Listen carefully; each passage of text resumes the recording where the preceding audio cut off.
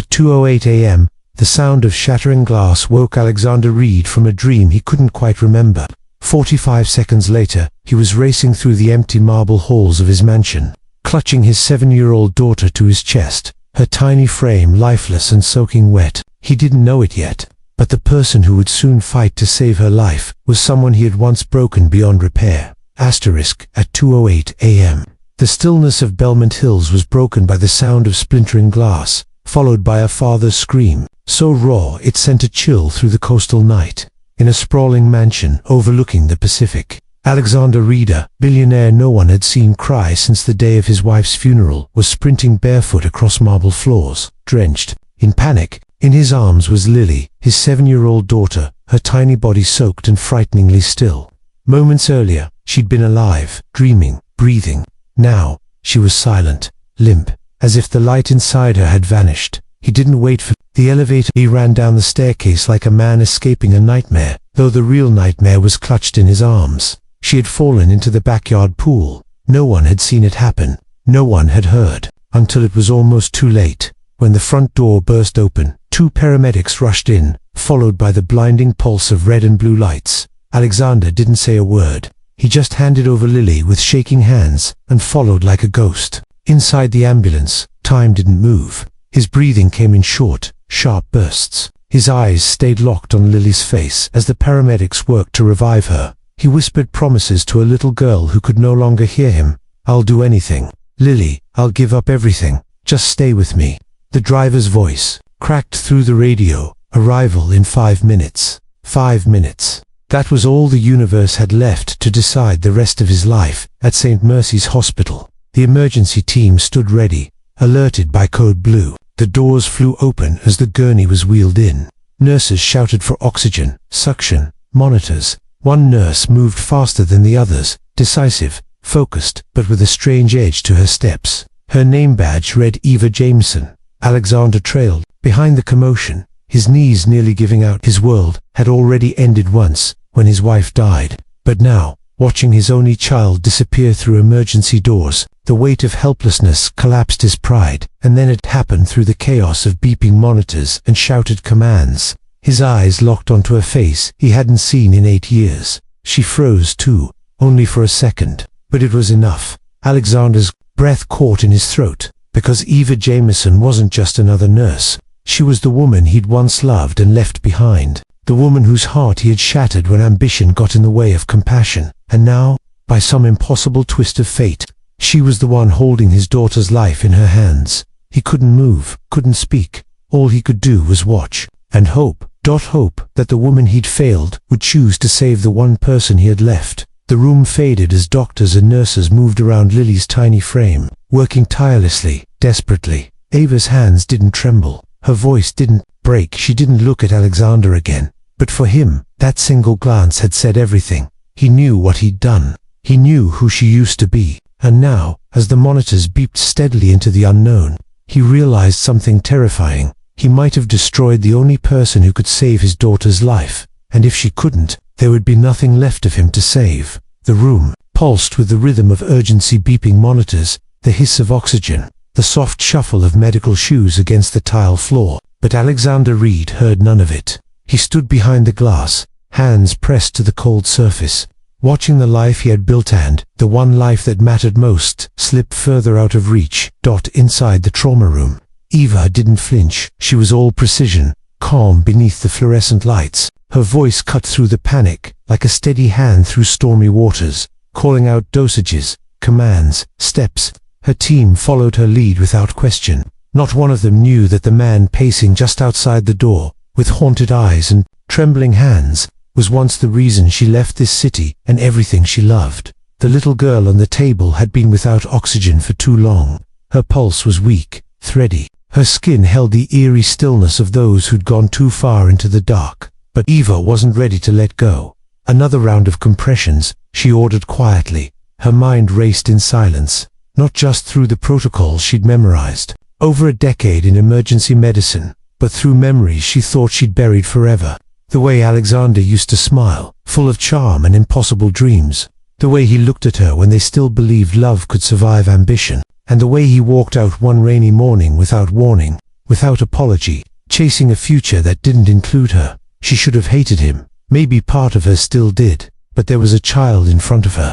A child with the same soft, golden hair as Serena Alexander's late wife. A child she had never met, but whose life was now woven into the quiet ache she had carried for years. And that changed everything. Eva adjusted the mask on Lily's face and leaned closer. "You're strong," she whispered so softly the others didn't hear. "Come back. Don't let this be the end of your story." Outside, Alexander's heart sank with every passing second.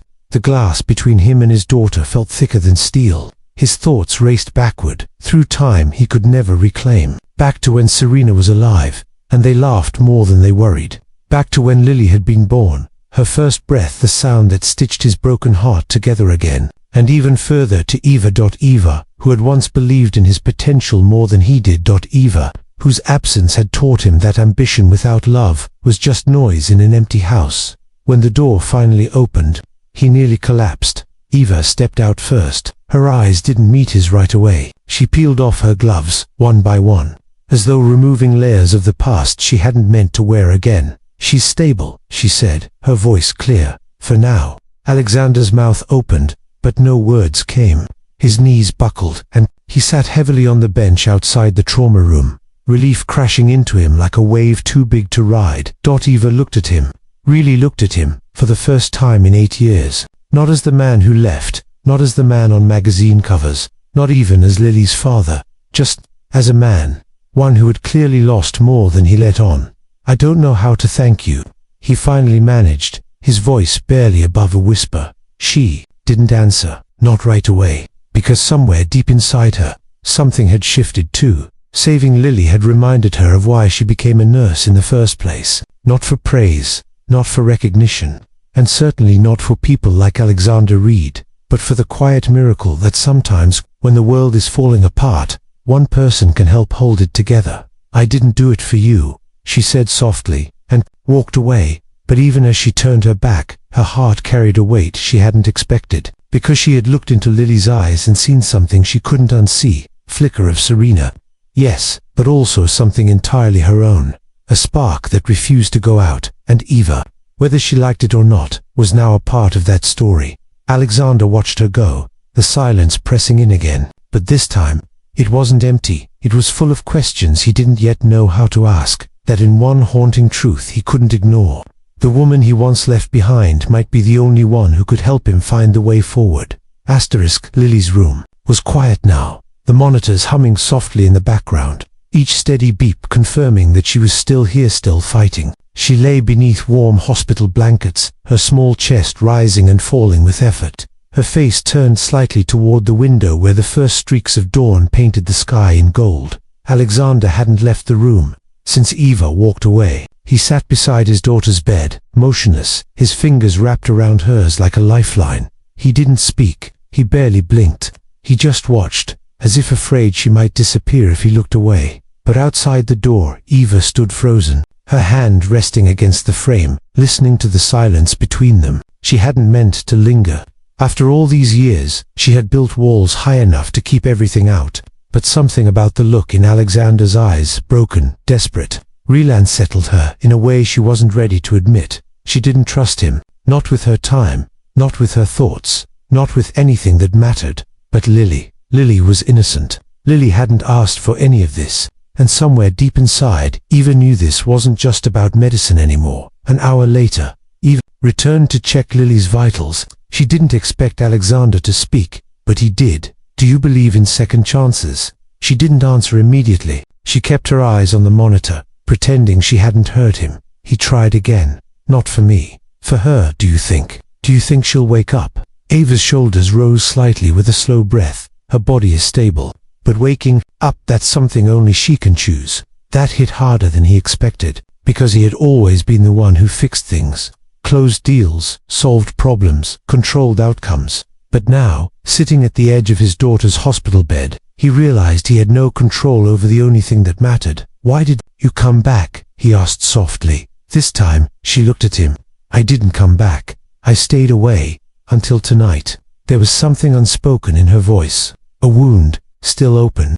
He leaned forward, elbows on his knees, exhausted in a way money couldn't touch. You didn't have to save her. I know, she said, without emotion. But I did. He nodded, slowly. I never stopped thinking about you. You stopped calling. You stopped writing. You stopped choosing.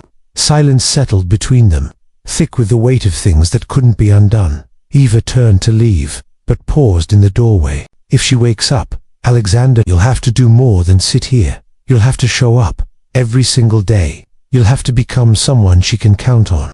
The words struck him like truth always does, quietly, but with enough force to shake the foundation beneath your feet. Later that night, something changed. Lily stirred. Her fingers twitched, just once. Alexander was still holding her hand, half asleep, when it happened. His eyes snapped open. Lily, no response, but the machine registered movement. He jumped up, pressing the call button, voice cracking with a hope he hadn't dared to feel. She moved. I think she moved. Eva was the first to enter. She went straight to Lily's side, her focus unshaken, though a flicker of emotion passed through her when she saw it tooth the soft flutter of her eyelids, the barest sign of life rising. She's trying, Eva whispered, almost to herself. She's fighting. Alexander didn't breathe. He just watched Dot, and for the first time in days, the tears that fell from his eyes weren't from fear. They were from something new. Hope asterisk. The sound was so faint at first. Alexander thought he imagined it a low, raspy whisper like the soft rustle of leaves. But when he leaned in, barely breathing, he heard it again. Daddy. His heart stopped. He turned to Eva, who had frozen mid-check of the foreline. Her eyes darted to Lily's face, and in that one fragile moment, everything else disappeared. Past, the pain, the questions. Lily was awake, not fully, not yet, but her eyes fluttered open, unfocused but alive. She blinked slowly, as if returning from a place where time moved differently. Her tiny fingers gripped her father's hand with a strength that stunned him. Tears spilled down Alexander's face, silent and warm. He kissed her knuckles, one by one, trembling. You're okay, baby. I'm right here, he whispered. Lily tried to speak again, her voice hoarse and soft. Where, Mummy? Alexander's breath caught. The question hit like a blade to the chest, unexpected but inevitable. He glanced at Eva, who stood back, watching carefully. Not just Lily's condition, but him. He brushed a strand of hair from Lily's forehead. She's watching over you, sweetheart. She never left you. Lily closed her eyes again, but not in sleep, just in relief. She knew. Somehow, she knew. That night, after the room was calm again, Eva stayed late. She didn't have to, but something inside her wouldn't let her leave. Not yet. She stood by the observation window long after the lights had dimmed, arms folded tightly across her chest. You saved her life, Alexander said quietly from behind her. Eva didn't turn round. She saved herself. I was just there. You were the one she needed, he replied, and maybe the one I never deserved. The words hung in the air, untouched. For the first time in years, he looked at Eva not as the woman he once loved, or the woman he hurt, but as the one person who had seen him at his absolute lowest, and hadn't walked away this time. I lost you once, he said, almost in a whisper, because I chose the wrong things. I built an empire and didn't realize it was crumbling from the inside out. Eva finally looked at him, her eyes cautious but open. People like you don't get second chances, Alexander. Not usually. I'm not asking for one, he said, voice steady. Not for me. I'm asking you to help me be better. For her. That changed something, because Eva had spent years building a new life, telling herself that what broke between them could never be repaired. But here he was less polished, more vulnerable, stripped of everything except truth. And truth, she'd learned, had a strange way of finding its way back. Over the next few days, Lily's strength grew, slowly, carefully, came by often, never overstaying but never quite staying away. Lily liked her. She smiled more when Eva entered the room. She asked questions. She giggled, just once, when Eva showed her how to use the bed's remote to make the headrest go up and down. She likes you, Alexander said one morning, watching the two of them. She's curious. Kids are good at knowing who's safe, Eva replied. Then, after a pause, that's something she gets from her mother, I think. Alexander didn't answer right away. You knew Serena, didn't you? Eva nodded. Not well. We met once, at a gala. Before she became yours. There was no venom in her voice. No jealousy. just the simple fact wrapped in the ache of history. She would have liked you, Alexander said. She loved people who told the truth. I wasn't always good at that, Eva replied, especially to myself. The silence that followed wasn't heavy. It felt more like a space clearing between them, a quiet recognition of all that had passed. And maybe, just maybe, what still could come. Lily was laughing now. Not much, not loud, but enough to fill the sterile room with warmth that hadn't been there before. Her cheeks had regained their color, and her voice, though still faint, carried a joy that made every second feel like a miracle unfolding in real time. Eva sat beside her bed, gently braiding her soft hair, while the little girl tried to convince her that chocolate pudding had to be part of every hospital meal. Alexander watched from the corner, quiet and amazed, as if seeing his daughter Andy V for the first time in years, though he'd only truly lost one. But he knew what he'd done, what he'd sacrificed in the name of ambition. Serena had tried to tell him more than once that no business deal would ever hold their daughter's hand when she had nightmares, that no headline would read her bedtime stories, that no dollar sign would stand in for love. He hadn't listened, not until it was too late, and now, here he was, trying to rebuild from the ruins. Later that afternoon, Eva stepped out of the room to take a call. The hallway was quiet. She leaned against the wall, one hand pressed over her heart, the other gripping the phone. "I'm not sure what to do anymore," she whispered to her sister on the line. "I thought I had moved on." Her sister paused before replying. "Maybe you didn't move on. Maybe you just needed the right reason to come back." Eva didn't answer right away. The truth was, this hospital used to be her whole world, and then Alexander broke it. Or maybe she broke it herself, by giving too much of herself to someone who wasn't ready to receive it. But Lily had changed everything. When she returned to the room, Lily was asleep again, her small hand curled tightly around the edge of the blanket. Alexander looked up. He seemed as if he wanted to speak, but hesitated, like he was afraid to ruin whatever quiet grace existed between them now. "I've been watching her sleep," he said softly, "and I realized something.